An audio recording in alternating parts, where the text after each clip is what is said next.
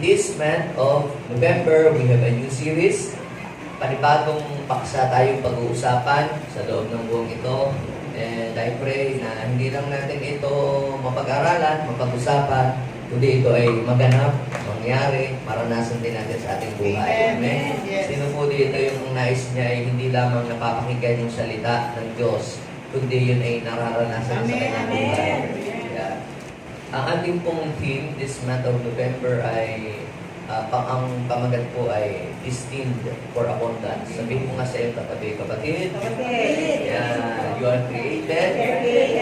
You are, God has called you. God has called you For abundance. for abundance. Ikaw ay tinawag, ikaw ay hinirang, pinili ng Diyos, ikaw ay dinesign ng Diyos. Hindi para ikaw ay maghirap, hindi para ikaw ay magdusa, hindi para ikaw ay maghikahos. Ikaw ay nilikha ng Diyos para ang iyong buhay ay maging masagana. Okay? Ba't ako'y naghihirap, Pastor? Hindi yan ang plano ng Diyos sa iyong buhay. Ang kaaway gusto ay kayo maghirap, ikaw ay magdusa, ikaw ay maghikahos, ikaw ay maging kapos sa buhay, pero ang gusto ng Diyos, ikaw ay maging masagana. Amen. But the devil came to what? Steal, to kill, and to destroy.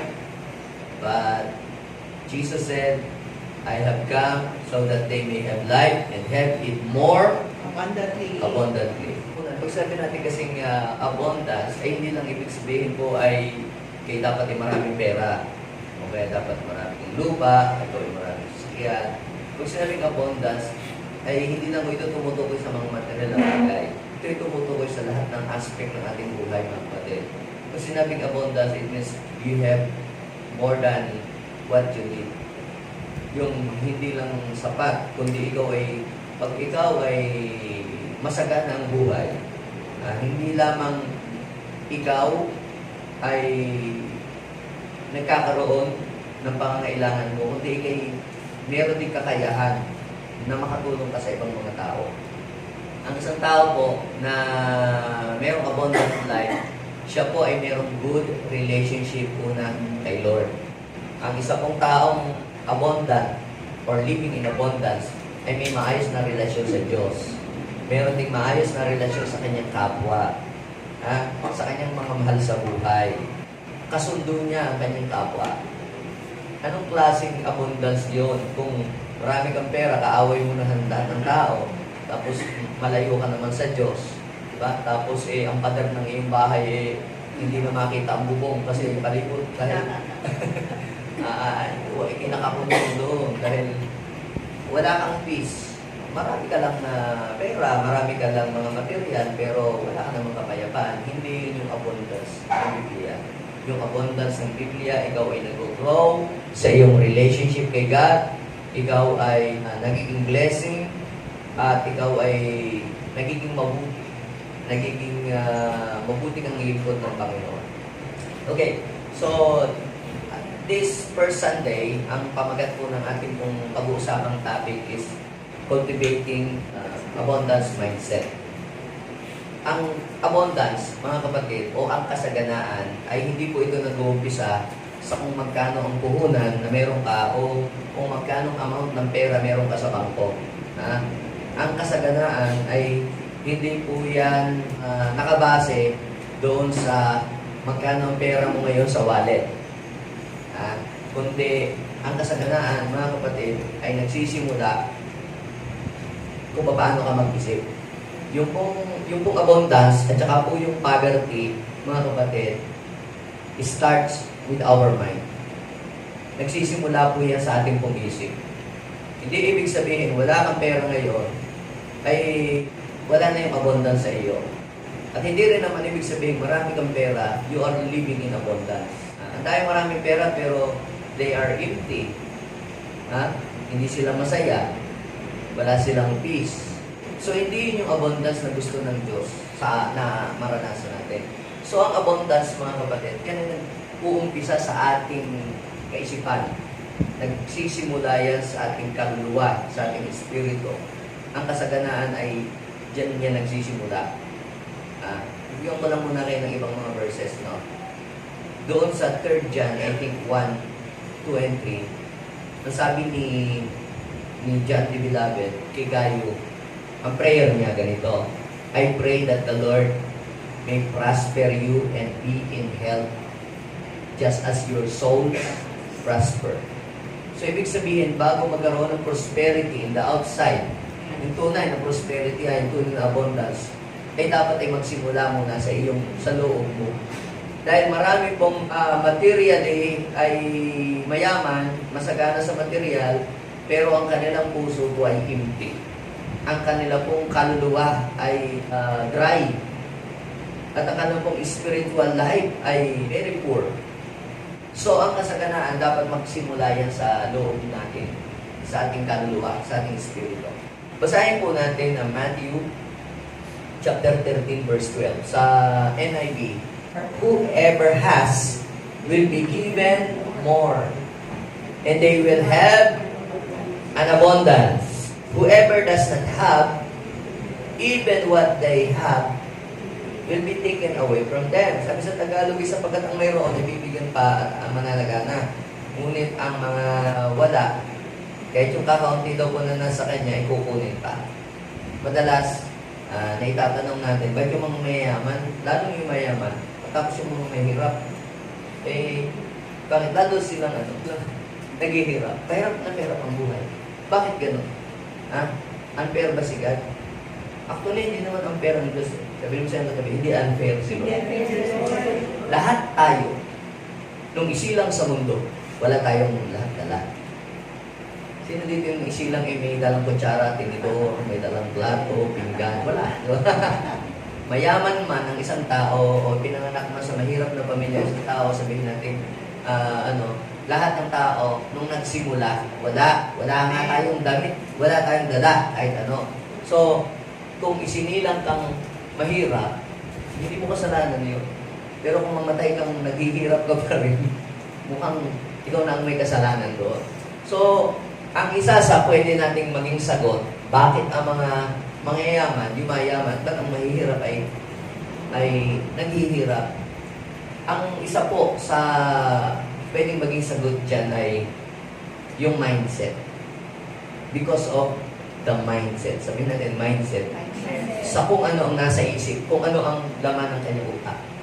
Kapag ang iyong isip ay mayaman, ibig sabihin, punong-puno ka ng ideas, punong-puno ka ng, sabihin natin, kaalaman. Kahit wala kang pera ngayon, yung kaalaman mong yun, yung idea mo na yun, yun ang magpapasagana sa iyo. Do you believe that? At kahit marami ka naman ngayong material, marami kang lupain, marami kang mga ari-arian, at ang iyong isip ay poor, lahat ng meron ka, tandaan mo, isang araw mauubos lahat yun. Let me give you an illustration. Meron pong isang mayaman. Mayaman siya. Maraming mga lupain at ari-arian. Malawak ang kanyang mga lupain. Nung po siya'y mamatay, yung po kanyang dalawang anak ay pinamanahan niya ng 10 hektaryang lupa. 10 hektarya. Okay? Ibig sabihin, parehas na mayaman na yung kanyang dalawang anak na lalaki. So, tingnan ninyo kung sino dito ang merong merong abundance mindset at sino dito ang merong poor mindset. Ang ginawa po nung isa, di nakatanggap siya ng 10 hektarya na lupa. Ang ginawa niya, binenta agad niya yung 1 hektarya. At pagkabenta, bumili agad siya ng sasakyan, bumili siya ng mansyon, at pagkatapos siya ay nagkasino, siya ay nagsugal, nagbisyo, nagpaparte ng nagpaparte. Di naubos agad, siyempre naubos. So ang ginawa niya, nung maubos, binintan niya ulit yung another hectare. Yung mayaman na naman siya, marami na naman siya pera. Nagsugal na naman siya, nagkasino. Tapos, naubos hanggang sa yung kanyang lahat ng mga sasakyan, dahil wala na siyang pera, naibenta na rin yun. Tapos namalimos siya. Diba? Mayaman siya, pero ba't ganun ang nangyari sa kanyang buhay? Dahil, mayaman nga siya sa mga properties, pero ang kanyang isip ay mahirap, mahirap na isip. Yun naman pong isa, nung binigyan po siya ng mana ng kanyang magulang, ang ginawa po niya, di niya ibinenta. Bumili po siya ng mga saging. Puno ng saging, pinataniman niya yung 1 hektarya, pinataniman niya ng sagingan. Pagkatapos, yung another hectare ay pinataniman naman niya ng mga lansonisan, ng mga puno ng mga rambutan. Yun, kala ko aswete. Pinataniman niya. Tapos nagpatanim siya ng mga may gulayan din. Basta merong sitaw, bataw, patani, sigarilyas. Yun, lahat may kayo. Tapos hindi po siya nagpatayo ng mansyon. Ang ginawa po niya, ay dahil may mga kawayan doon sa paligid ng lupa, at saka meron din mga sawali. Ang ginawa niya, ay pinagpuputol niya sawali at naglagay siya ng bahay kubo. Doon sa kanyang yung pataniman para mabantayan niya yung farm. Tapos, bumili po siya ng mga baka. Bumili din po siya ng kambing. Tapos, yung kambing ay ganyang pinalaki doon sa farm na yun. Tapos, nag-araga din siya ng mga manok doon. So, namuhay siya ng simple. At nagtanim din siya ng mga root crops. Kagaya ng mga lansones, hindi yun.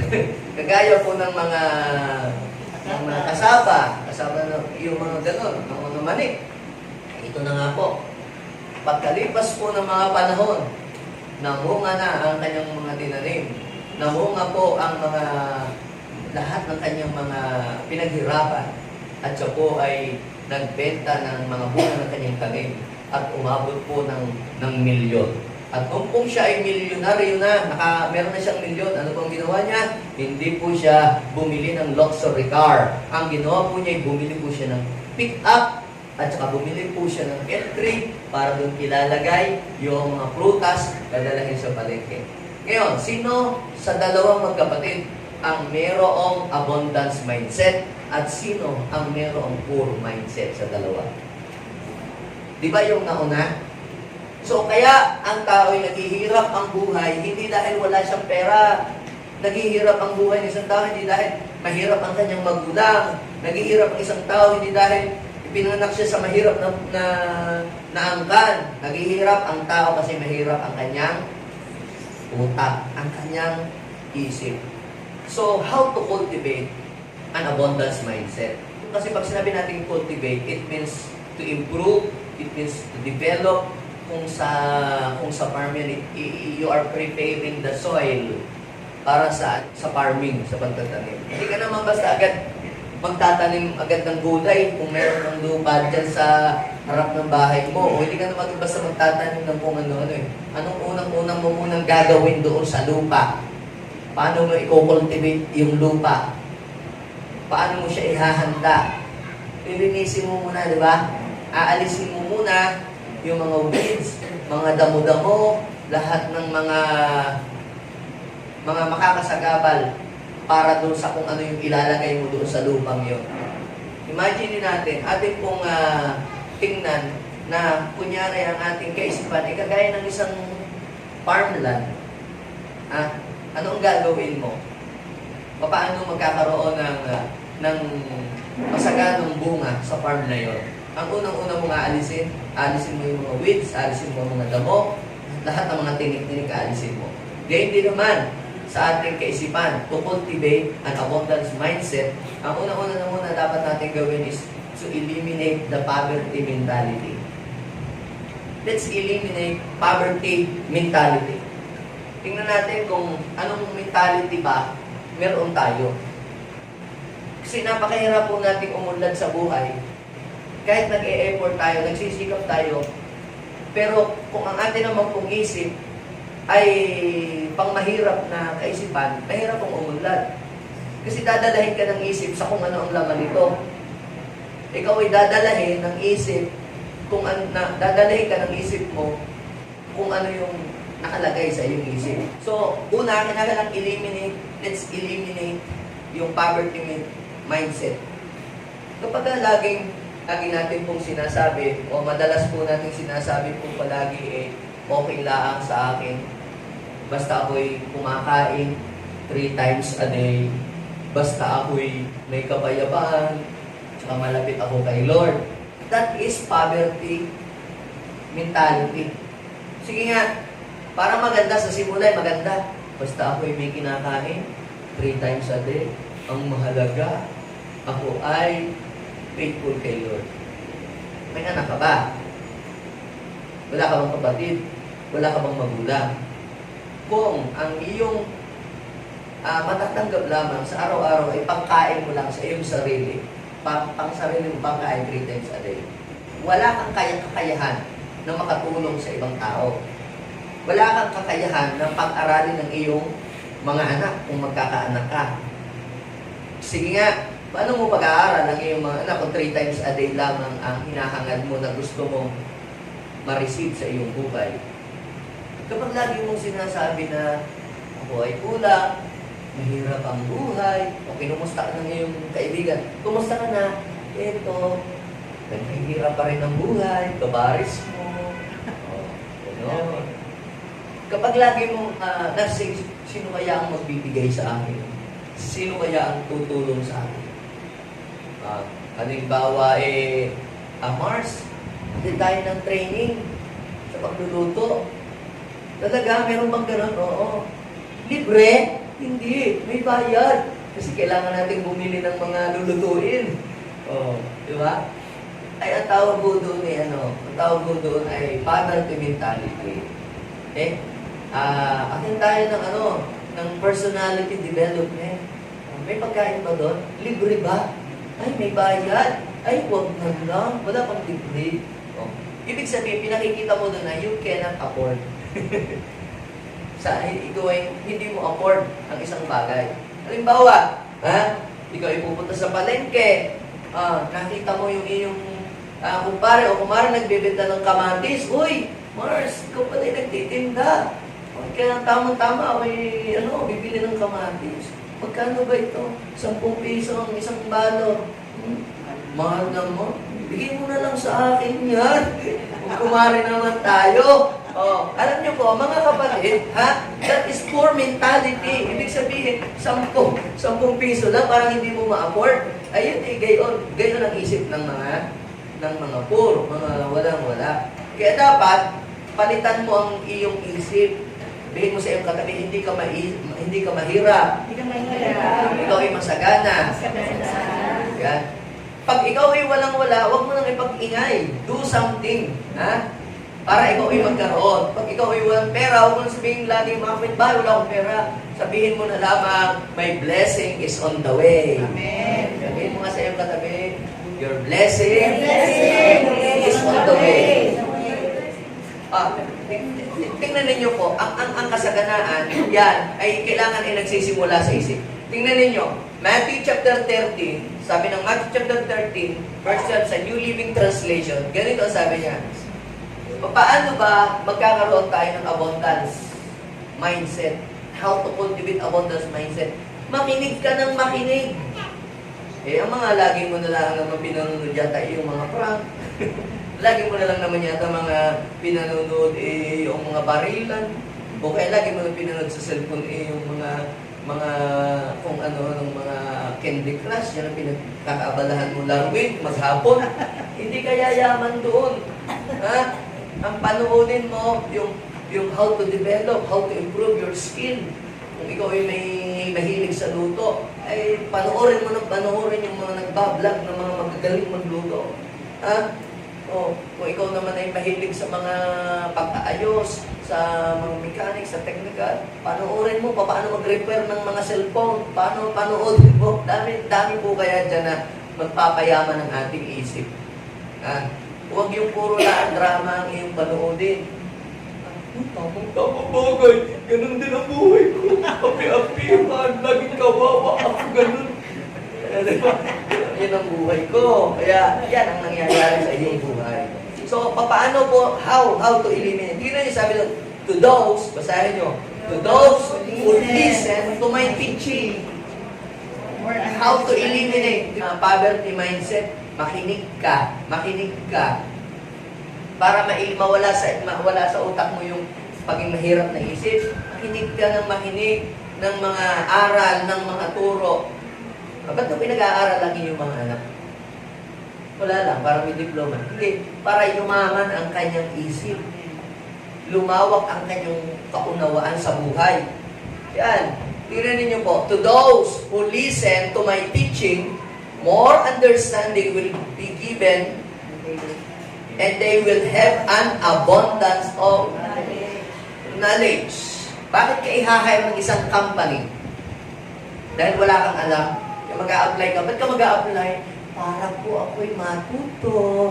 Ano ka ba? Nag-OJT o nag-a-apply ng trabaho? Pag ikaw ay mag-a-apply sa trabaho, bakit kita i-hire?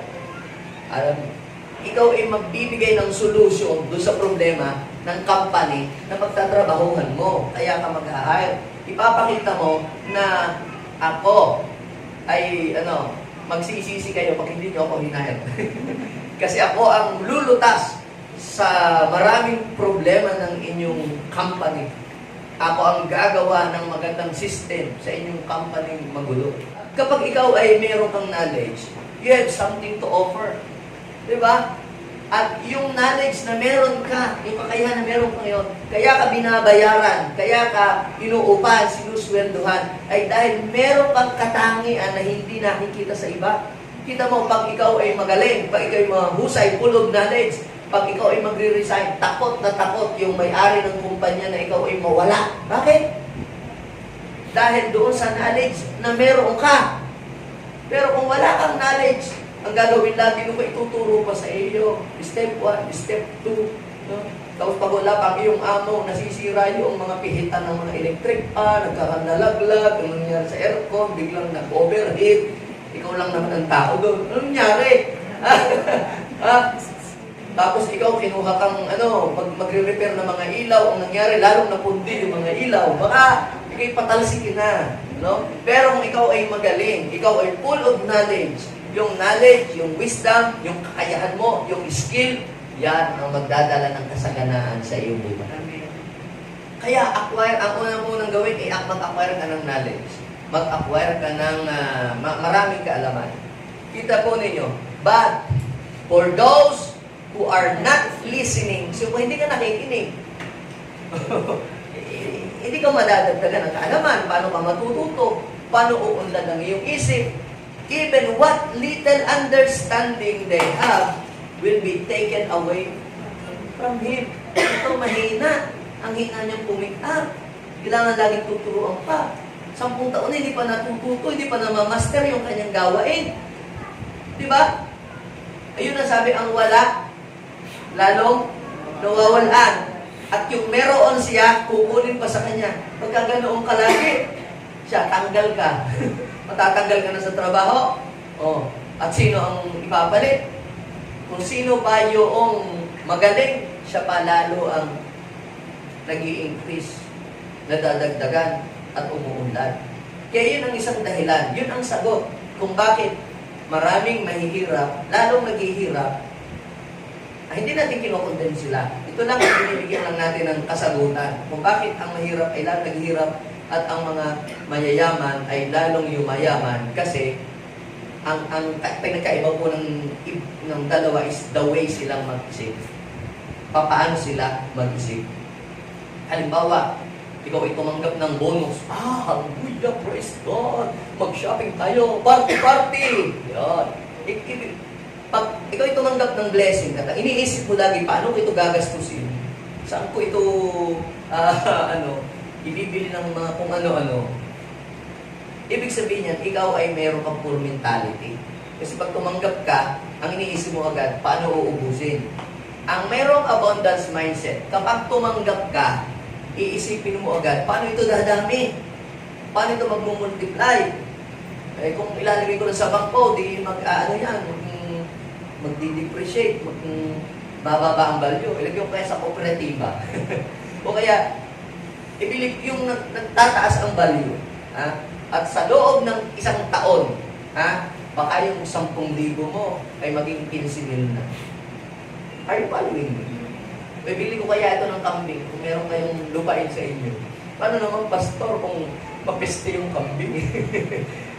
At least, You do something. May ginawa ka kaysa doon sa naubos na lang, na wala kang, saan na napunta yung 10,000 ko? Oh, at least bili mo ng kambing, matagal pa yun. Aanak na nga anak yung kambing, hanggang sa dadami.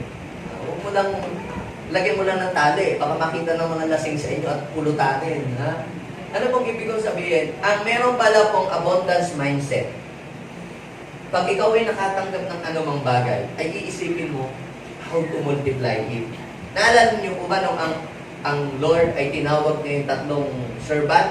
May binigyan ng 5. Binigyan daw po ang bawat isa ayon sa kanyang kakayahan. May binigyan ng 5, may binigyan ng 2, at may binigyan ng 1. So, anong ginawa nung tumanggap ng 5?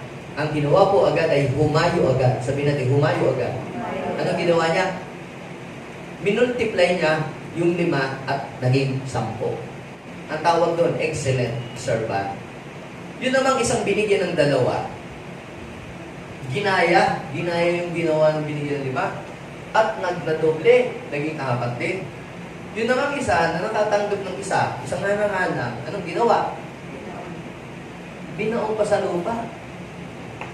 Di bumaba ang value. So, nung dumating ang kanyang master, nag-i-expect na yung mga ibinigay na yon ay madadagdagan at dadami. Ano po ang nangyari? Ha? Yung binigyan ng 5, nag-multiply. Yung binigyan ng 2, nag-multiply. Yung binigyan ng 1, nag-depreciate ang value. E sana inilagay mo kaya sa bangko. O kaya pinagnegosyo mo. O yung 1,000, bili mo sana ng saging, tsaka mantika, tsaka asukar, tsaka pambalo sa turon. Tapos inilibot mo sa iyong kapitbahay. Baka yung 1,000, yung baka naging 2,000. Ang ibig sabihin pala nito, mga kapatid, hindi nasusukat, hindi nasusukat yung doon sa kung magkano ibinigay sa iyo ng Lord o kakaunti. Tayong lahat ay binigyan ng Diyos, depende doon sa kakayahan. Kaya nating i-manage. Hindi po unfair si Lord. Unfair si Lord, Pastor, kasi may binigyan ng 5, may binigyan ng 2, tapos yung isa lang ang ibinigay. Bakit? Ang sabi ng Bible, pag binasa ninyo Matthew 25, binigyan ang bawat isa ayon sa kanyang ability.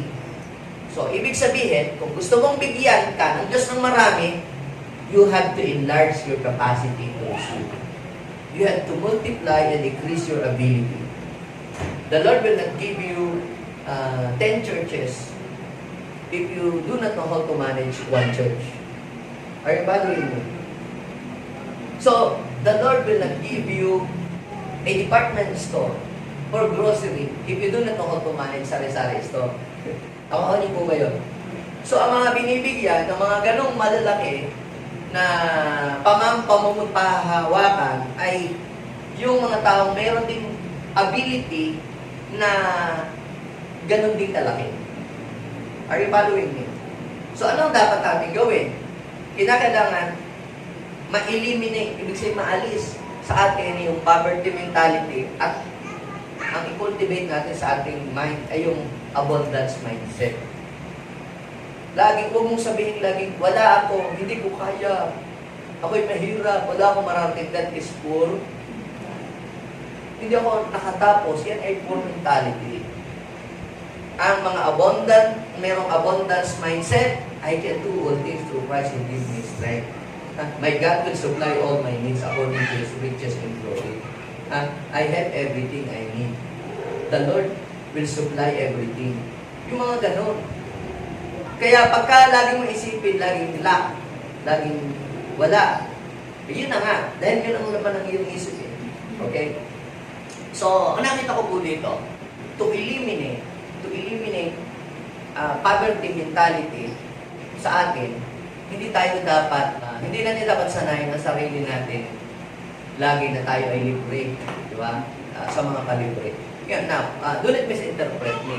Kapag kayo po'y masipag, ginagamit sa ministry, or sabihin natin masipag kayo sa bahay, at yung kuya ninyo na-bless, tinrate kayo, nilibre kayo sa Starbucks o pinakain kayo sa Chowking or sa Jollibee, dahil sa inyong kasipagan, ay hindi po masama na tumanggap ng paglibre kung alam mong deserve mo na ilibre ka. Are you following me? Kung inilibre ka, tanggapin mo yan as a blessing. Pero huwag naman lagi nang ang hininga mo ay araw-araw, sino pa yung maglilibre sa akin ng tanghalian? Sino pa yung maglilibre sa akin ng merienda? Sino pa maglilibre sa akin ng dinner? Huwag naman ganon, di ba? Kung may manglibre sa iyo, tanggapin mo as a blessing ni Lord, pero huwag ka namang mamihasa na araw-araw na lang, kapitbahay, may kanin pa kayo dyan? Oh, may kuna pa kayo? Huwag naman laging ganon, huwag mamihasa. Ay pagka po ganoon, you are developing poor mentality na sa iyo. Hindi na abundance mindset, kundi poor mentality na hindi ni-develop mo sa iyong buhay. Tingnan niyo po si David. Si David po, nagkaroon po ng salot sa Israel. The only way para mawala ang kahirapan, mawala ang salot, ay kailangan siya ay mag-alay ng handog na pagsamba sa Panginoon. So naghanap po siya ng bukid at napapunta po siya sa bukid ni Arauna. Yan po ay nasa 2 Samuel chapter 24, verse 20 hanggang 24. So napapunta po siya sa bukid ni Arauna.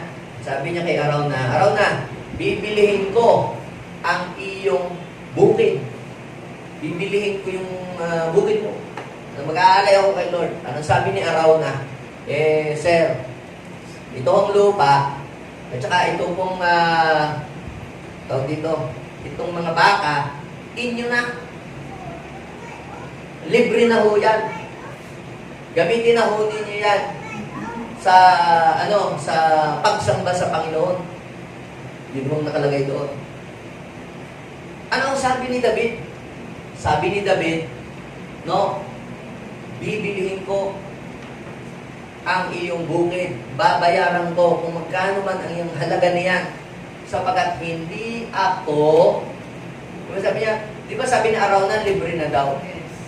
Libre na. Pero ang sabi ni David, ay hindi. Bibilhin ko ang iyong giikan. Pagtatayo ko ng altar ni Yahweh upang mahinto ang salot. Ano ang sabi ni Arauna? Hindi na po kailangan bilhin. Libre na. Libre. Pero anong sabi ni David? Ano ang sabi ni David?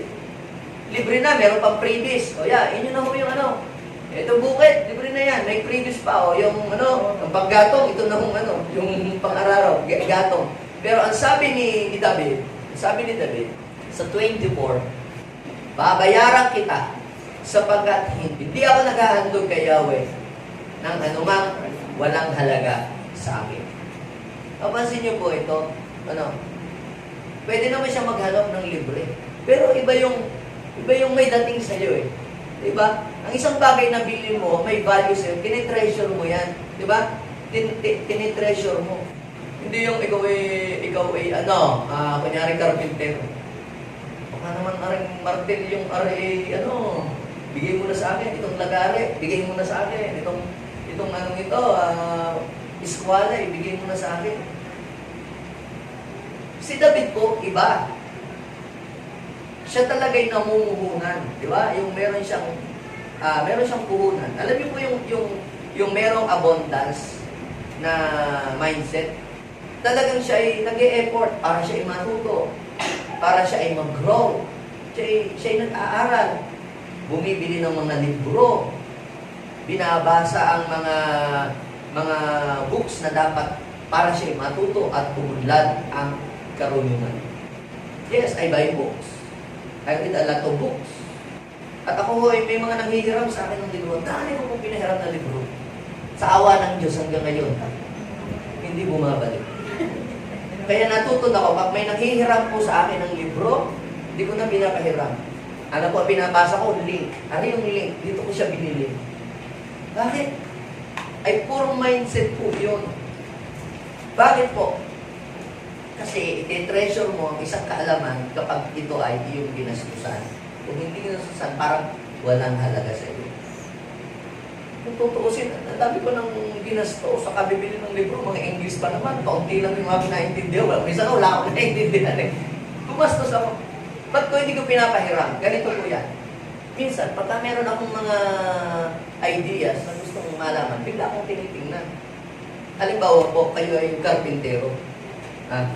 Yung karpintero, yung martilyo, tsaka yung lagari, yan ang inyong kasangkapan sa inyong paggagawa ng bahay. Kung ang mga karpintero ay meron silang mga tools para sa pag-build ng bahay, I have a lot of books para sa pagtuturo na makapag-guide sa akin. Para yung aking idea ay lumawak ang aking vocabulary sa pagsasalita. Are you following me? So ano pong ibig kong sabihin? Kinakailangan, you have to cultivate abundance mindset. Nung hindi ko pa po yung ginagawa, basta ako magbabasa ng Bible, tama na yun. Hindi ako ma-attend sa mga training. Ang radius, ang aking hanggang doon lamang tuturuan ko ng mga bata, mga ilang mga tao. Pero napansin ko, nung nagbabasa na ako ng books, uma-attend ako ng mga training, dumadami ko yung nag-i-invite sa akin. Dati yung mga bata lang ang tinuturuan ko, naging mga leader, maging mga pastor. Pinagtuturo rin ako sa international. Anong nangyari? Hindi ko basta nangyari yun. Ang ginawa ko, nag-cultivate ako ng abundance mindset. Ibig sabihin, kapag marami kang binhi, marami kang maitatanim. Kung wala ang laman ang iyong isip, ano ang iyong maibibigay sa ibang mga tao? So, you cannot give something what you don't have. Ang maibibigay mo lamang ay kung ano yung meron ka. So, anong kinakailangan mong gawin? Una, eliminate poverty mentality. Hindi ko kaya. Bakit naman magastos? Kagastos naman ng education. Kung nagagastosan ka sa learning, edi try ignorance. Kung alin ang mas magastos. Alin ang mas magastos? Learning or ignorance? Yung wala kang alam. Wala kang man lamang librong nabasa. May lalapit sa iyo, uy, mag-imbis ka sa akin, milyon-milyon. Biglang instant na wala na kung saan na napunta. Pero, yes, bumili ka nga ng 150 na halaga ng books na yon, pero na-save naman ang iyong millions, na-save ang iyong kabuhayan, ari-arian. You know, ang abundance mindset. Payamanin natin ang ating isip. Bago tayo yumaman sa material, yumaman muna ang ating isip. Pag mayaman ang ating isip, mawala man sa iyo ang lahat. Kaya mo ulit pabalikin yung lahat ng nawala sa iyo. Bakit? Sapagkat you have the abundance mindset. Tignan nyo, kahit sabihin natin mawala ang lahat ng pera ni Go Kongwei at saka mawala ang pera ni Henry C. After 1 year, kaya pa kaya uli niyang makarecover? Kasi pera lang sa kanila ang nawala. Pero yung kanilang mga idea, paano dumating, paano dumami, nasa isip nila yun. Nasa system na nila. Tayo, wala pa tayong ganun eh. Wala tayong pang knowledge, wala tayong alam. Kaya hindi natin alam. Pero, ang abundance pala, yan ay nagsisimula sa ating mga isip. Kaya, sabihin ko sa iyong katabi, mula ngayon, papayamanin natin ating isip. Magkukolekta tayo ng maraming idea. Magkukolekta tayo ng maraming mga kaalaman. At isang araw, babayaran ka doon sa kaalaman na yun na meron ka. Amen? O, sino dito gustong umunlad ang buhay? Amen. Dapat una, you have to eliminate poverty mentality at saka i-cultivate mo yung abundance mindset. Hindi dapat tayo laging masanay sa libre. Okay? Pero hindi naman, kung may manlibre sa iyo, di tanggapin nyo lang sa blessing. Pero huwag namang mamihasa. Araw-araw naghahanap ka ng maglilibre. Huwag ganun. Ano? Pangalawa po ay hindi dapat natin laging iniaasa sa ibang tao ang ating ikibubuhay. Kung kayo po ay sanggol pa, ano ba, sanggol pa kayo, may sanggol ba dito? O kaya 1 year old or 2 years old, para po kayo ay mabuhay sa mundong ito, kailangan ninyo ng parents or guardian na tutulong sa inyo. Bakit? Kasi hindi nyo po kaya kung sanggol kayo, hindi pa nyo pa kaya magtrabaho. Kung kayo ay 2 years old, 3 years old, 4 years old, hindi nyo pa po kaya magtrabaho. So, kailangan ninyo ang tulong ng inyong mga magulang. Pero kung malakas ka ng kumain,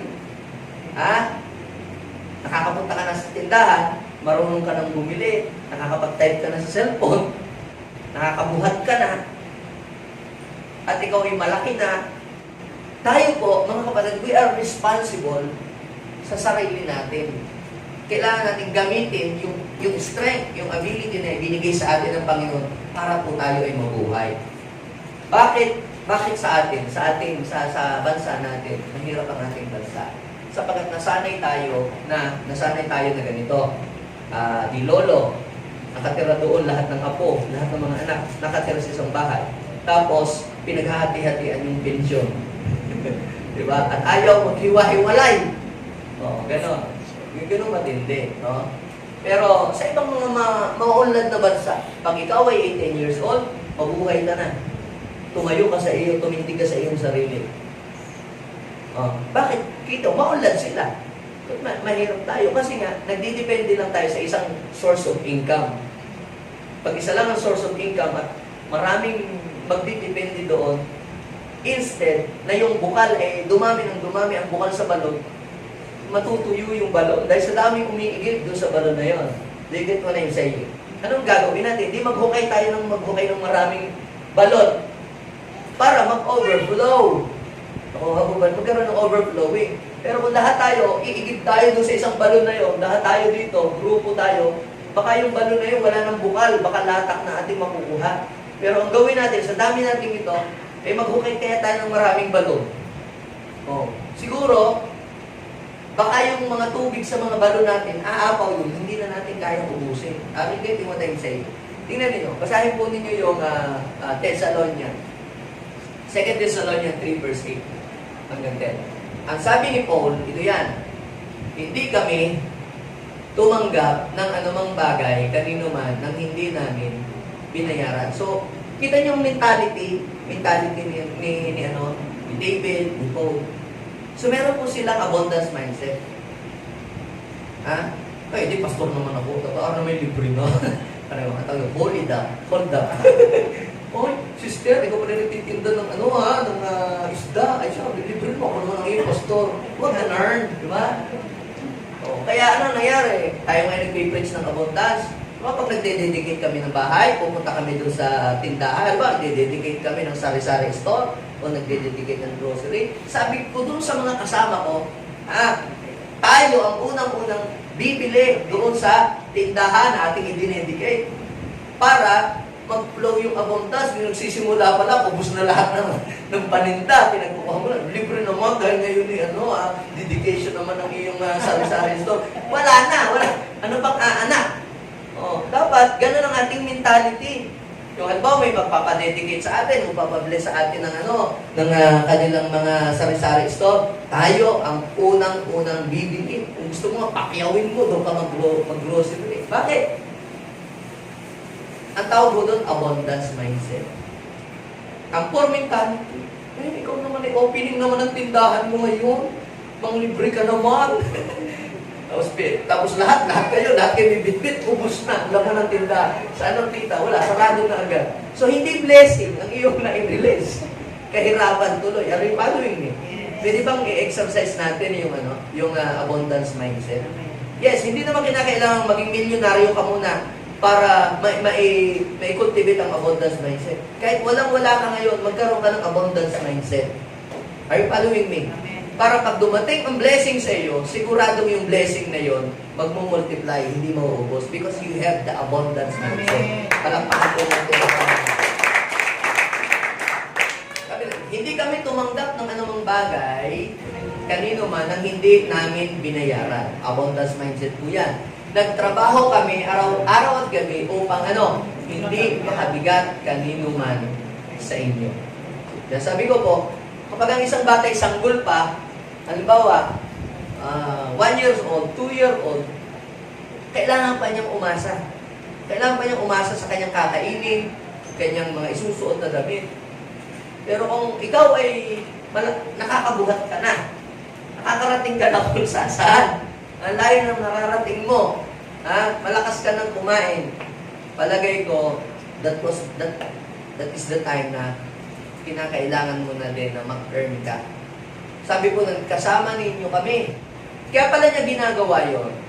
Kasi sabi niya, ginawa namin ito, hindi dahil wala kaming karapatan sa inyong tulong, kundi upang kayo'y bigyan ng halimbawang dapat na tularan. Alam niyo po kung bakit? Bakit ganun, no? Yung mga maka-Diyos, yung mga religious, silang mahirap. Akala ko ba malapit sa Diyos? Bakit yung mga kagaya ng Japan, di naman naniniwala sa Diyos sila? Bakit sila ang uunlad nila? Kasi tayo po, nasobrahan tayo sa spiritual. Huwag na kayo magtrabaho, darating na ang Panginoon. Mag-resign na kayo, huwag na kayo mag-business, huwag na kayo bumili ng lupa. Iiwanan din natin yan sa, iiwanan natin yan sa lupa. Ang tawag po doon mga kapatid ay poor mindset. So, tingnan niyo po, nang kasama ninyo kami, ito ang tinuturo namin sa inyo. Ang ayaw, magtrabaho ay huwag pakainin. So, yun pala ang tinuturo ng Biblia. So, kaya, hindi ho masamang tumulong sa mahihirap. Pero, you must be wise sa pagtulong sa kapwa. You must be wise sa pagtulong sa mahihirap. Hindi masamang tumulong sa mahihirap, but you must be wise in helping the poor. Baka akala mo nakakatulong ka para siya umangat, pero natotolerate mo pala siya para lalong maging mahirap siya. May kasabihan po na kapag ang isang tao ay nangangailangan ng isda, huwag mo siyang bigyan ng isda. Ang gawin mo ay turuan mo siya kung paano mong mangpanghuli ng isda. Bakit? At kapag siya'y natuto, hindi na siya laging lalapit sa iyo pag nangangailangan ng isda, kundi ang gagawin niya, pupunta siya sa lake, pupunta siya sa dagat para manghuli kasi tinuruan mo siya. Hindi masamang tumulong sa mga poor, tumutulong po tayo. Pero yung kapag lahat ng nanghihingi sa karsada na mamalimos, ay binibigyan mo ng pera, actually, you are not helping them na maging maunlad. Tinuturuan mo silang maging tamad. Bakit pa sila mag-aaral? Pwede namang maghingi. Alam niyo po kung magkano ang kinikita ng mga yan sa loob ng isang araw, nakaka-1,000 po sila. Sa papi kayo, sino dito kumikita ng 1,000? Wala nga minsan, pastor. Ay ito, pero kung sila nagkahihingi lang yan. Nakakala mo, ano lang yan, papiso-piso na doon. Sa buong maghapon po, nakakalibo. Meron nga pong sa pamamalimos niya, kumikita po siya ng 15 million a year. Yes!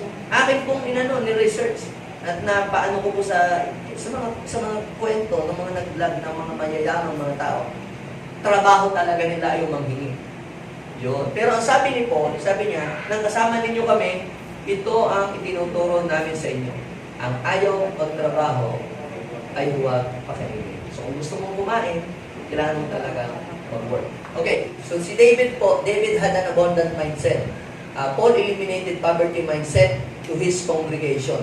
So, ating tingnan, anong difference ng poverty mentality at saka abundance mindset? So, yung poverty mentality, ganito. Okay? Pag ikaw ay may poverty mentality, ang laging nasa sa isip mo ay, sino kaya ang tutulong sa akin? Sino kaya ang magbibigay sa akin? Sino kaya ang maglilibre sa akin? O kaya, parang mayroon kang Korean mentality. Hindi. Yung parang laging, ano makukuha ko riyan? Ano kung matatanggap ko riyan? Ano kung mahimita ko riyan? Parang ganun.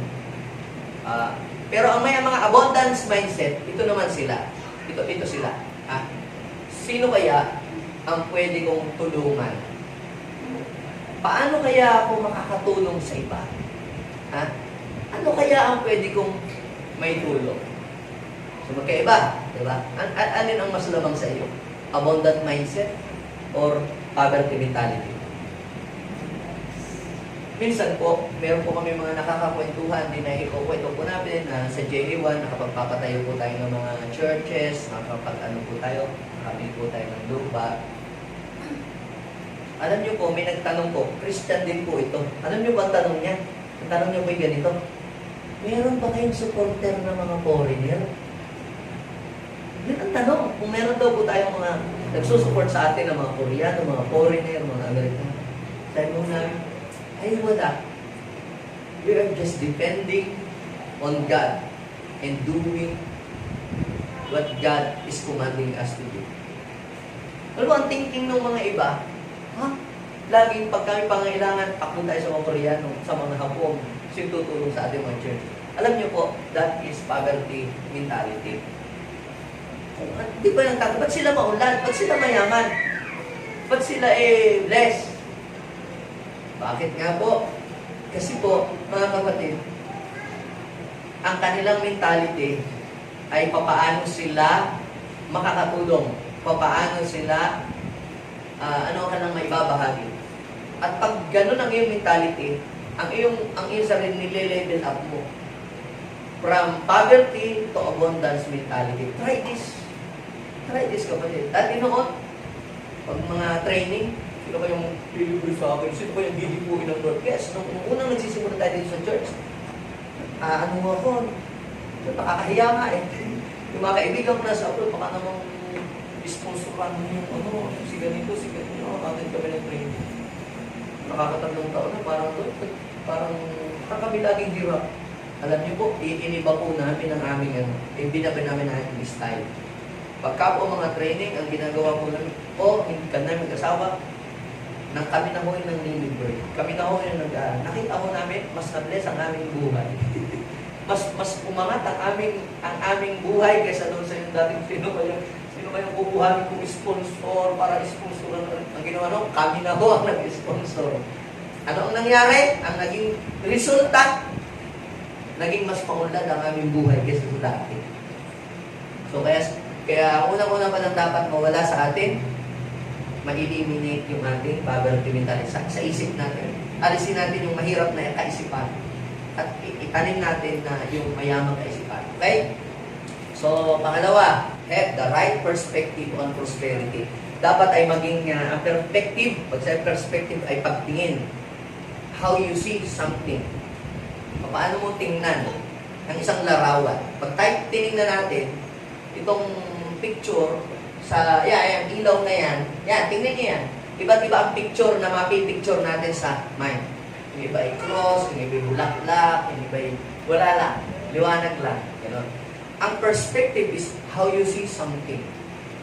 Pwedeng pangit ang pagtingin mo sa isang bagay o pwedeng maganda ang pagtingin mo sa isang bagay. Okay? So, have the right perspective on prosperity. Ano ang pananaw mo o perspective mo sa kasaganaan? Kapag ka po ang pananaw mo sa kasaganaan ay pagmayaman ay evil, ang pera ay sa demonyo, yan. Ang kayamanan ay iiwan lang dito sa mundo, kaya huwag na tayong magsikap, money is evil. Ito ay pagtatandaan na may mali kang perspective pagdating sa kayamanan, sa kasaganaan. Kung pagtingin mo, pag mayaman ay evil, pag mayaman ay karnal, pag prosperous ang buhay ay malayo sa Diyos, karnal, ay mahihirapan ka na makapamuhay sa abundance. Kasi iiwasan mo yun iiwasan mo pera, iiwasan mo kasaganaan. Kasi ang kasaganaan para sa iyo ay evil, unspiritual. Pag ikaw may pera sa demonyo yan, kay Satanas yan, ikaw ay worldly. So ano ang mangyayari? Yung abundance lalayo sa iyo kasi ang pagtingin mo sa kanya ay hindi maganda. Di ba? Ikaw, pagka ang pagtingin sa iyo ng isang tao ay hindi mabuti, di ba? Iiwas ka sa kanya. Kasi hindi maganda ang pagtrato niya sa iyo Pero ang trato mo sa kasaganaan, kayamanan ay blessing ni Lord, yun ilalapit sa iyo dahil tinitreat mo siya ng tama at maayos. Okay. Ginamit mo pa yung verse na, di ba, money is evil, the root of all evil. So, for clarification lang po, ang nakalagay po sa 1 Timothy, chapter 6, verse 10, yung po, for the love of money is the root of all evil. Not money, but the love of money. Ang pera po ay hindi po masama. Ang pera po ay neutral siya. Money is not evil. Ang evil yung naghahawak. Ganito po yan. Pagka po ang kutsilyo ay nahawakan ng kriminal, ano ang mangyayari? Something bad will happen. Crime will happen. Pero kapag ang kutsilyo nahawakan po ng chef, yung prutas na bilog na pakwan, biglang magiging parang manok yun. Magiging swan. Yung carrots, biglang parang magiging butterfly. Yung mga prutas na apple, nagiging maganda ang design pag nahawakan ng chef. Yung knife. What is the point? Ganun din po ang pera. Kapag ang pera ay nahawakan ng isang tao may abundance mindset, may right perspective, mabuting tao, will happen to that money. Maganda ang magiging outcome. Pero kapag ang pera ay nahawakan ng mga kriminal, nahawakan ng mga masasamang tao, tiyak yung pera ay magagamit din sa masasama. So hindi masama ang kayamanan. Hindi evil ang pera. Ang evil ay yung puso ng tao naghahawak. Ano yung palurin niyo? Ang nakalagay, for the love of money. Kung may pera ka, huwag yung pera ang mahalin mo. Ang mahalin mo ay yung nagbigay sa iyo ng pera. Yun ay ang Diyos. Amen? Dapat, hindi ang pera yung master. Dapat ikaw ang maging master ng pera. Amen? At si Lord ang master mo. Okay? Ito pa, ang isa, ha? At, bakit pa ako magsisikap? Bakit ako bibili ng mga lupa-lupang ganyan? Mamamatay din naman ako. Aalis dito sa bundok ibabaw. Okay? Tingnan nga po natin kung ganun ang tinuturo ng Bible. O pananaw ba yun ng Bible o pananaw mo lang yun? Pagka ganun yan, ikaw meron ka poor mindset. Okay? Proverbs 13, verse 22. Basahin natin. 1, 2, 3, go! A good person. Are you a good person? May mga good person ba ako o nakausap dito? Amen. Siyempre, pag tanong ako ng evil, wala namang magsasalita eh. So, a good person leaves an inheritance for their children's children. Kung mabuti kang tao, ikaw ay mag-iiwan ng kayamanan sa iyong mga kaapu-apuhan. Pero isip, hindi, okay, aalis din naman sa mundo. Ayoko na magsikap. Yan. Kapag nawala ka, nagastusan pa tuloy sa pagpapalibing, nangutang pa. Tingnan ninyo, a good person leaves an inheritance for their children's children, but sinners' wealth is stored up to the righteous. So, pansinin nyo, ang mga may poor mindset, pag nag-isip, ay, ba't pa ako magsisikap? Ialis din naman ako dito sa mundong ito. Pero ang mga taong may abundance mindset, hindi lang sarili nila iniisip nila. Iniisip nila yung next generation na pag alis niya, meron siyang magandang legacy na iiwanan sa pamilya niya. Bakit ka naghihirap? Kasi nga, yung mga nauna nating mga ninuno, umalis dito sa mundo, ang pananaw nila, aalis din naman sila sa mundo at hindi madadala ang kayamanan. Kaya hindi na sila nagsikap. Kaya yung naiwanan, tayong na mga naiwanan, wala. Naghirap. O ngayon, nagsikap ka. Nagkaroon ng abundance. Kapag alis mo sa mundong ito, yung next generation, hindi na sila maghihirap. Hindi sila maghihikahos. Bakit? Kasi ikaw ay nag-build ng wealth, hindi lang para sa iyong sarili, kundi para sa next generation. Think about the next generation. Huwag sarili mo lamang. Amen? Mahalaga ba ang abundance o hindi mahalaga? Huwag natin, sa demonyo, pastor yan, pera yan, masama yan, may evil yan. Ba't mo ba ibibigay sa demonyo? The earth is the Lord and the fullness thereof. Psalms 24. Ang mundo ay sa Panginoon at ang lahat ng bagay ay sa Kanya. Ang ini-embrace po ng iba ay poverty. Dahil sabi po nila, mahirap daw pong lumapit sa Diyos. Mahirap man lumapit sa Diyos kapag ka daw po mayaman. Sabi naman po sa Bible, ang poverty ay curse. Akala po natin, pagka mahirap, malapit sa Diyos.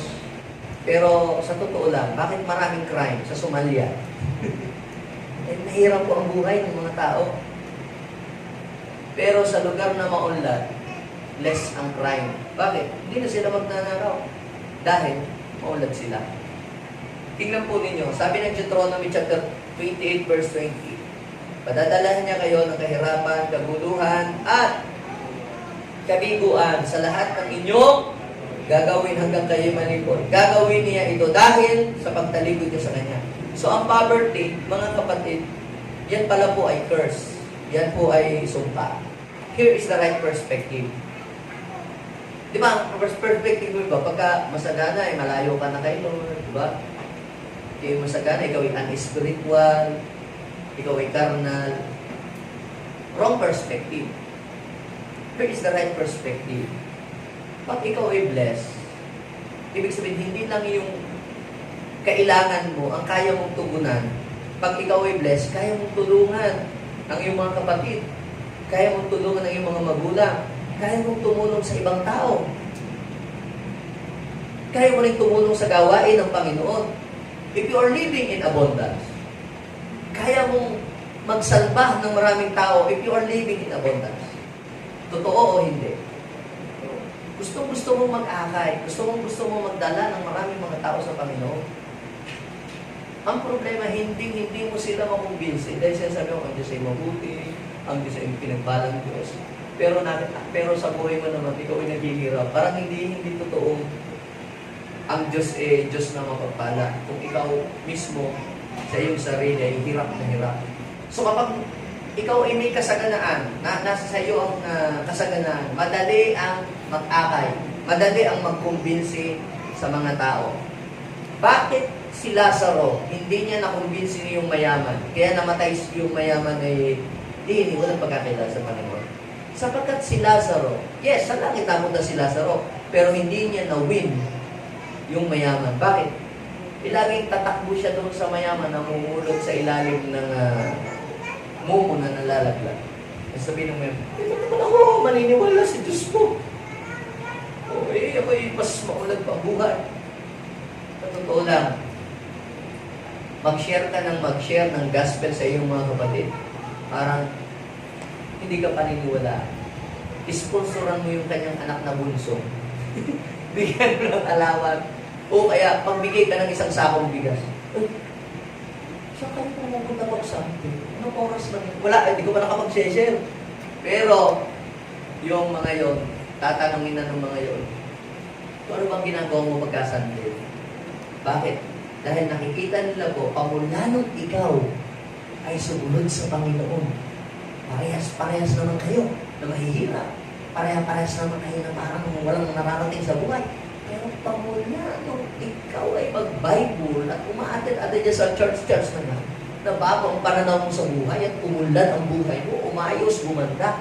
Kapatid, nakikita nilang lahat yun. Na ang buhay mo ay masagana. Sabihin mo sa iyong katabi, ang buhay mo ay masagana. Ibig sabihin, if you're living in abundance, nagiging tama ang direksyon ng buhay mo. Okay? 2 Corinthians 9 verse 8. Basahin natin. Magagawa ng Diyos. Nakasa natin. Magagawa ng Diyos. Napasaganahin kayo sa lahat ng bagay. Sabihin natin, lahat ng bagay. Ilang sa material. Higit pa sa inyong pangailangan upang kayo'y may magamit sa pagkakawa gawa. So, ibig sabihin, nais ng Diyos na tayo sumagana upang tayo makatulong sa iba. So, ang purpose ng kasaganaan na hindi lang para sa iyong sarili, to help other people. Yung nakakapagbigay ka ng trabaho sa ibang tao, lalo kang papayamanin ng Diyos. Bakit? Napanood ko yung mga interview nila, yung mga mayayaman na interview. Kasi ini-interview sila eh. Minsan daw po, gusto na nilang isara yung kanilang mga malls, yung mga business, sa mga business. Kasi iniisip nila yung mga libo-libo nilang mga worker na nag-work sa kanila. Ano ang kanilang kakainin pagka sinarado nyo, sinatdown nila yung kanilang mga business and mga business. Tinutuloy pa rin nila. So, do you have an idea bakit yung mayayaman ay pinayayaman ka ng Diyos? Kaya sabi ko sa iyo katabi, huwag kang magalit sa mga mayayaman. Di ba may mga tao galit sa mga mayayaman? Yan, smart. Pag galit ka sa mayayaman, hindi ka yayaman. Bakit? Magkagalit ka sa sarili mo. Pagka yumaman ka, ang gawin mo, ito, i-discover mo bakit sila mayaman. I-discover natin, hindi ka lang kayo. I-discover kaya sila mayaman. Ba't kaya sila blessed? Ako naman, bilang pastor, iba naman ako eh. May mga pastor na insecure pag may mga mega church, maraming church, malaking church. Yung mga karnal na pinamina, kami, hindi kami sa quality kami. Kahit kami maliliit, kami nagmamahalan. Diba? Parang galit sila sa mga mega church malalaki. Ako iba, bakit kaya sila malaki ang church nila? Bakit ang dami-daming dumadami? Dami ng churches. Anong secret nila? Paano nila pinadadami? Yun ang may abundant mindset. Are you following me? Huwag kang magalit sa mayaman. Huwag kang magalit sa may malalaking church. I-discover mo bakit sila mayaman. Anong sikreto nila? Merong sikreto. Ba't sila gano'n? Di ba? Hindi po yun nangyayaring instant. I-discover natin. Sabihin mo sa iyo katabi, let's discover the secret of abundance. So, pangatlo. Ito, matatapos na mabilis na ito. Choose to walk on the path of abundance. Piliin mo ang lakaran, ang landas ng kasaganaan. Kasi di ba, minsan, okay lang akong mahirap, naging hirap basta, wala akong inaargabyado tao. Hindi ka tulad ng iba dyan, masama na, maulad na ang buhay, pero dami na itong kalupong ginagawa. Parang pinili mo na, nalakaran yung kahirapan, ay yung lumakad sa abundance. So, choose to walk on the path of abundance. So, ang pagpili po, nasa sa atin ang pagpili. Okay? Tayo ang pipili ng buhay. Okay? Ang magkaroon ka ng right perspective or wrong perspective. Basahin po natin Deuteronomy chapter 30 verse 15. 1, 2, 3, go! Ano ang sabi ni Lord? Binibigyan ko kayo ngayon ng ano? Ng pagpipilian. Buhay o kamatayan. Kasaganaan o kahirapan. Pili. So, anong gusto mong piliin? Anong path? Anong landas? Papipiliin ka ni Lord. Anong landas ang pipiliin mo? Hindi sinabi ng Panginoon na masama. Kayo ang pipili. Kasaganaan o kahirapan? Okay lang na ako naghihirap. Basta ang mahalaga. Takot ako kay God. Pinili mo yung path na yun. Kaya, naghihirap ka. Piliin mo ito. Lord, pipiliin ko po yung kasaganaan para marami akong matulungan. Para mas marami akong tao maabot at mas marami akong tao ma-bless. So, yun na ang mangyayari sa'yo kasi yun ang pinili mo. Anong gusto mo? Mag-supper, kasama si Lord, o managana, nakasama si Lord? Diba? Pwede rin naman. Sa sufferings, sa paghihirap, kasama mo si Lord.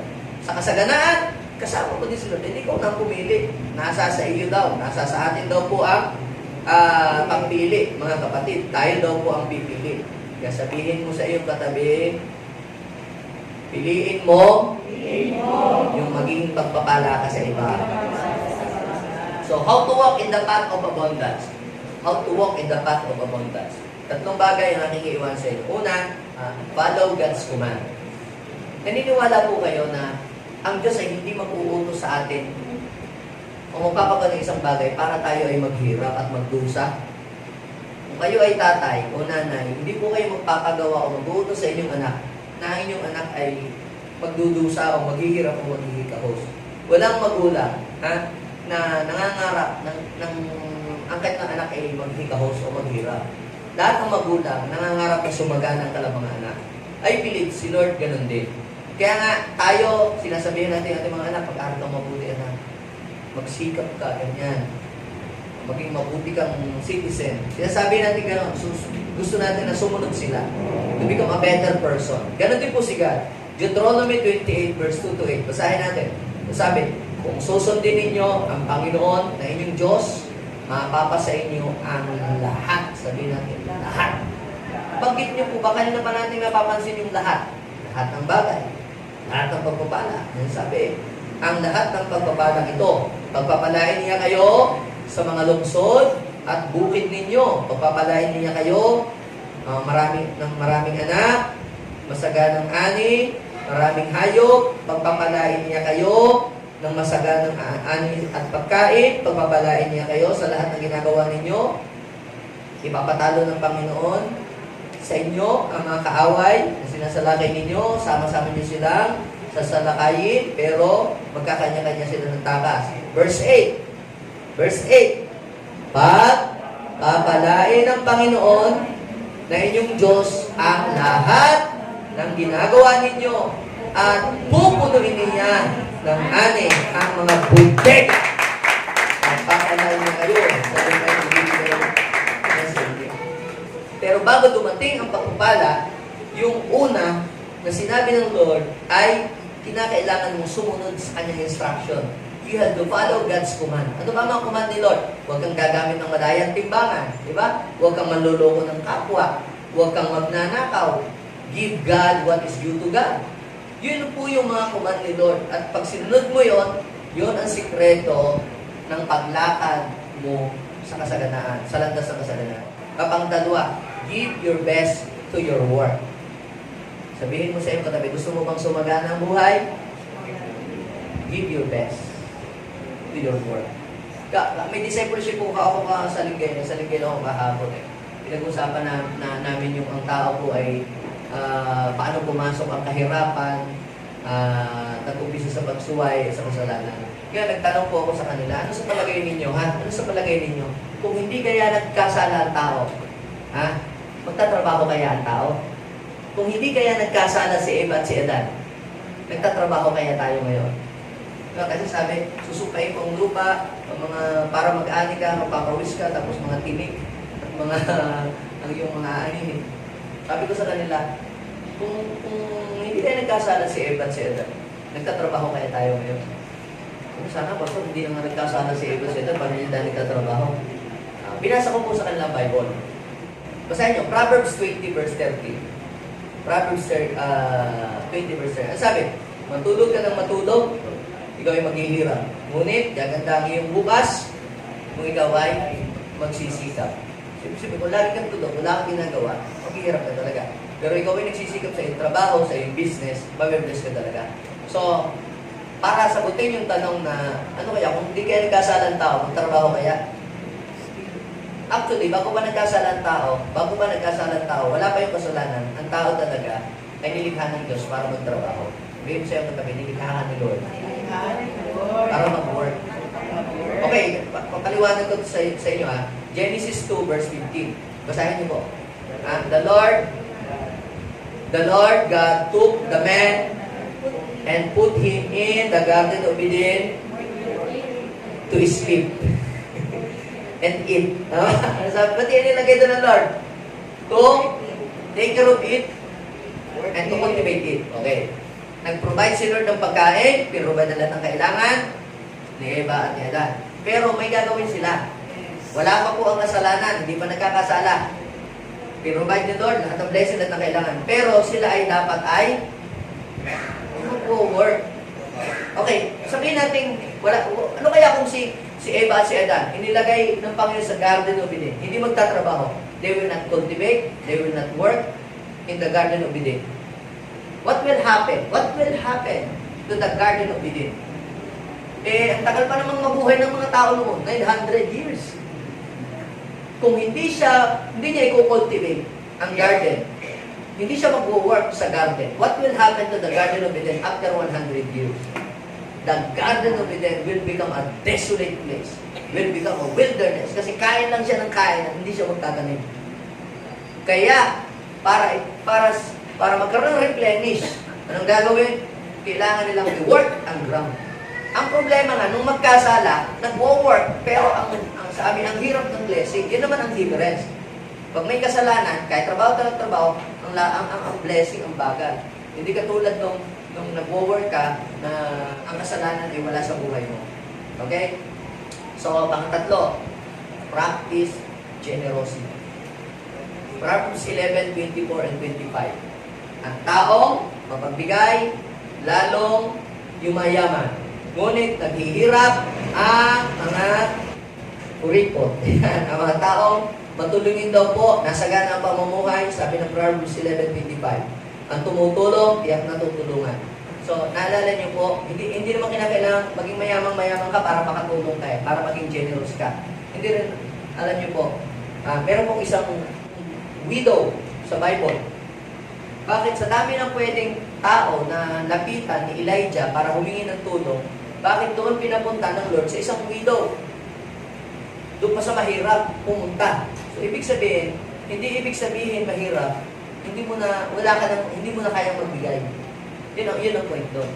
Pero yung po pala, dinala doon, yung babae naging generous siya, naging generous sa taong ipinadala ng Panginoon. Ibig sabihin, nagbigay siya kung ano yung karampot na meron siya. And you know what happened? Hindi daw po naubos yung kanyang pagkain. Hanggang sa matapos daw po yung famine, grabe, yung kanila pong pagkain, hindi nila naubos. When you read that story. So, mga kapatid, to cultivate an abundance mindset, tatlong bagay ang iwan ako sa ating lahat. itanim mo sa iyong isip na ikaw ay nilikha ng Diyos, hindi para maghirap, kundi upang mabuhay sa kasaganaan. Ano una? Na itatanim mo sa iyong isip, nilikha ka ng Diyos, hindi para sa kahirapan, kundi ikaw ay nilikha ng Diyos para maging masagana. So, pangalawa, itanim mo sa iyong isip, kalooban ng Diyos na ikaw ay sumagana. Sabihin mo sa iyong katabi, kalooban ni Lord, na maging masagana. And last, itanim mo sa iyong isip na mabibigyan mo ng karangalan ang Diyos, pangalan ng Diyos, kapag ikaw ay nananagana. Si Abraham, si Isaac, sina Jacob, nabigyan po nila ng karangalan ng Diyos dahil po sa kasaganaan na kanila pong tinatagday. So, gamitin natin ang kasaganaan for the glory of God. Hindi sa paghiwalay at hindi sa paggawa ng masama. And you will live and walk in abundance of God. Tayo po'y manalangin. Father, I pray right now, beginning today, we will cultivate an abundance mindset. Lord, ang plano pala sa amin, hindi kami maghirap, hindi kami maghikabos. Ang plano mo pala sa amin ay maging masagana upang kami, Panginoon, ay maging living testimony of your goodness so that we will become a blessing to other people. God, I pray, buksan mo sa oras na ito ang pintuan ng kasaganaan sa inyong pong mga anak. Lord, remove every poverty mentality sa aming buhay. Lahat ng wrong perspective at ang paglakad sa kalikuan. Lord, dalhin mo kami sa tamang landas. Dalhin mo kami sa tamang daan, Panginoon. At mula sa oras na ito, yung mga opportunity na binuksan mo ay makita namin, Panginoon. Yes, in Jesus' name. And I declare open heaven sa lahat ng mga JD1 people, sa lahat ng mga dumadalo ngayong araw na ito, sa lugar na ito, Panginoon. I declare, God, right now, abundance sa kanilang buhay, sa kanilang espiritu, sa kaluluwa, yes, sa kanilang buhay, sa kanilang buong pamilya, abundance, sa relationship, abundance, sa kanilang mga trabaho, sa kanilang career, I declare abundance, Panginoon. Yes, sa kanilang mga tahanan, I declare abundance, Lord, sa kanilang ministry. Idinideklara namin, Panginoon, sa oras na ito, God, ang kahirapan ay papalitan mo ng kasaganaan. You will bring us, Lord, from empty to plenty, O God. From poverty to prosperity, Panginoon. Ang kasaganaan ay buhat sa iyo, Panginoon. Bless your people. In Jesus' name. Pwede ba tayo mag-pray? Sabihin natin, Panginoong Jesus, ako po ay lumalapit sa inyo. Tinatanggap ko po ang pangakong kasaganaan na inyo pong ipinangako sa inyong mga hinira. Panginoong Jesus, habang umuunlad at sumasagana ang aking buhay, hindi ako lalayo, hindi ako tatalikod, pagkos lalo pa akong sasamba at maglilingkod sa inyo. In Jesus' name. Amen. Amen. Bless your people, O God, beginning today. In Jesus' name, Amen.